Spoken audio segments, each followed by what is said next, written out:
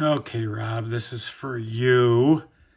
So what we're looking at is the environment file here, and it's really just all the settings, including, how many of your daily caps, how fast it should go, um,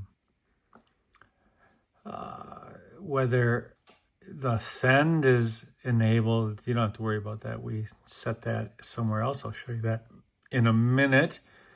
Whether it looks at highlights, whether we use AI. Of course we do. Here's the AI prompt, your professional, blah, blah, blah, blah, blah. So this is what we call the system prompt. So this is kind of operating in general behind the scene. This is, that means means it's commented out. In other words, it's not going to see it. But I have this one for testing. A conversation history. So what do you do with the stuff in the past? So that's a great question. And I guess we haven't run into the send or show. Yeah, it's not up yet. Okay, so conversation, previous conversation history is history. Based on the conversation history above, write an appropriate follow-up message. If it's recent, acknowledge it.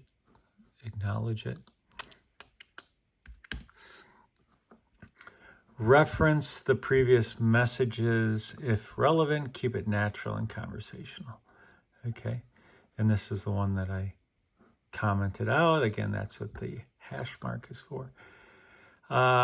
If we message them today, you can skip it or you can send it if, something new came and you want everyone to see it. That's where your OpenAI key works. You can use Ollama if you want. So, but that would have to be running on the machine. I haven't tried it yet. Anyhow, compliance debug. I'm not too worried about this, I guess. Okay, and so the rest really aren't relevant. I'm going to save this. Hopefully it won't. I've never opened it in WordPad. I did that for your sake because it's like, you probably don't want to see VS Code like we did before. And then I did something else for you. Oh, by the way, I'm running in, you can see it right here. So this is remote access, and I'm just my Windows machine. And so that's what that is. And what does that mean? Well, that's that machine sitting right over there, just doing nothing. And I could close the lid, but for the time being, it's open. And then what I did, I created this for you. And this has some more settings built in, like how many pages it'll do and stuff like that. And you can just edit the file, right click on it and edit it, and you'll see all the settings for that. Anyhow, so I'm just going to double click on that. And this little black window comes up, and then it just goes right into it. So you don't have to remember before we showed all that stuff. And we'll have to get you set up and running. Supposedly I've got all that figured out, but I haven't tried it. So again, let's go to our filter. Let's run. I'm going to do all this. I haven't done these yet. So let's do all the CEOs. I got this here. That's the one I just sent you, I think. Game changing. Yep.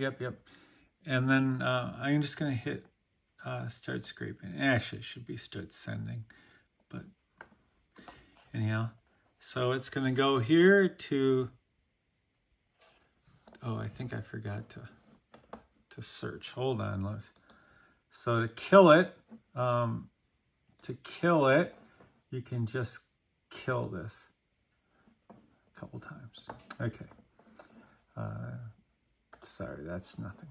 All right, let's try this again. So I'm going to, hopefully this is killed. We're going to find out. Okay, so here it comes again. I think I hit CEO, but I didn't click to search. So let's do that again. Scroll all the way to the bottom, CEO, show results. Maybe I did. No, I didn't. So Steve's the first one. Let's paste this again. That's the one I sent. And that's kind of a nice feature, by the way, that comes when you do the desktop remote. You get this, all these, you can see a bunch of, let's say, a bunch of items you've recently copied to the clipboard. Okay, so we've got Steve's the first one. Let's go. Let's see what happens. Hopefully it start with Steve. Yeah. So I already sent a message to Steve today, so it should skip it.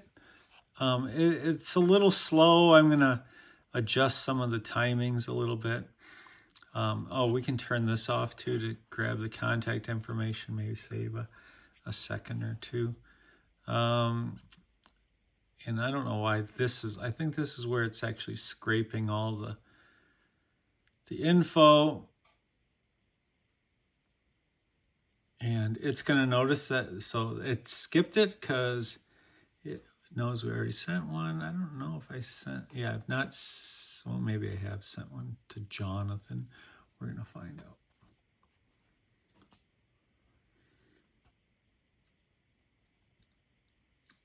You know, this is pretty fast, but I don't think it's too, you know, I don't think it's fast enough, to be honest. But like this wait seems really long to me. I have to figure out where that is and cut it down. Okay, so I did not send one to John here. So this will be our first message. Hi, Jonathan. I hope you're doing, you can read yourself. So it types kind of slow. I'm thinking about fixing that as well, but it has to do some of this typing. Otherwise, it doesn't know that it's a message. By the way, you see down here, press enter to send. That has to be those 3 dots. It'll actually warn you that that's not set, and I haven't got it to change it yet. Probably because I can't easily do it. That's for the same reason I couldn't have the send button. Anyhow, so it's going, and here's the problem with that. If you set it, I think it's set for your LinkedIn no matter what. So you have to get used to it or remember to turn it off. Eventually we'll probably get that. So this should pop up. So there we go. We sent to Jonathan. And we're just, I'm going to let this run. But I thought you wanted to see it. It is, even though it's on my Mac, it's actually running on the Windows machine. So through Chrome Remote Desktop, and it's great.